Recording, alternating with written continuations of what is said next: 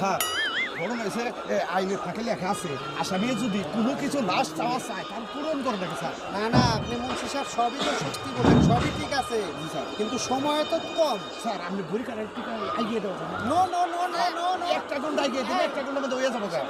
তোমার একটা কথা বলি, তোমার এই বাসরটা মোটামুটি তুমি 30-40 মিনিটে কি শেষ করতে পারবা?